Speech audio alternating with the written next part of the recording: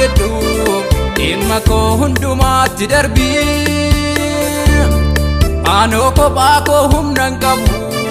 humna keetiin cimsiina dhaabi abbaa koo na wajjiniin ta'e bita koo mirga koo dhaabadhu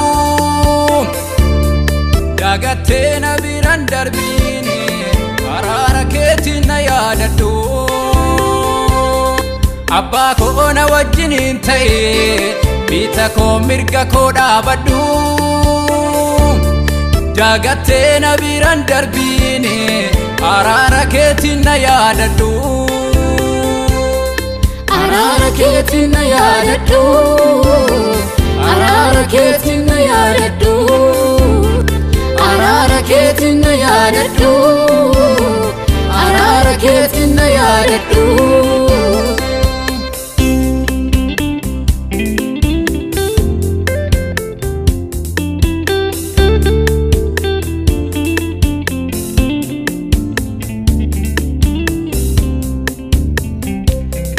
Gaadoof deebisee tan argama Yesuus koo fuula kee duratti anoo maqaa kee qofa waama mana koof jireenya koo irratti Gaadoof deebisee tan argama Yesuus koo fuula kee duratti anoo maqaa kee qofa waama mana koof jireenya koo irratti akkati jette tan jiraadha jireenya siinalaan barbaadu qajeelfama kee nan hordofa seera kee nan fudhadhaan didu akkati jette tan jiraadha jireenya siinalaan barbaadu qajeelfama kee nan hordofa seera kee nan fudhadhaan didu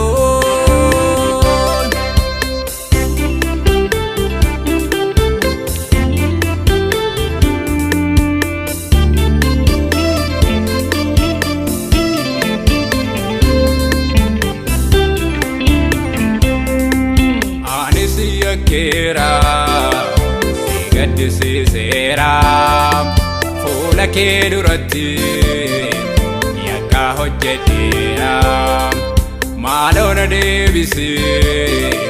seera keerraan goree meena taraarami yaa Yesuus baay'een dogoggoree anis yakkeera sigadisi sera fuula kee duratti yakka hojjedheera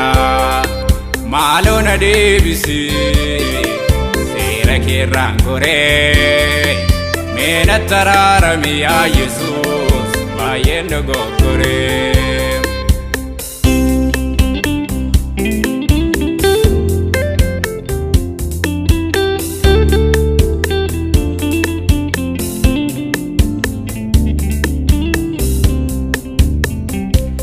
harraba korra eegduunaaf kaayi harramni koo anamaa yaada haaboon du'aa saaboon jireenyaas achi jalaa madda harraba korra eegduunaaf kaayi harramni koo anamaa yaada haaboon du'aa saaboon jireenyaas achi jalaa madda arkuma keerra tan obgate yaanni garaa keenaaf haa ta'u araarri keenaaf haa baay'atu eessadha kan galmaan na ga'u arkuma keerra tan obgate yaanni garaa keenaaf haa ta'u araarri keenaaf haa baay'atu eessadha kan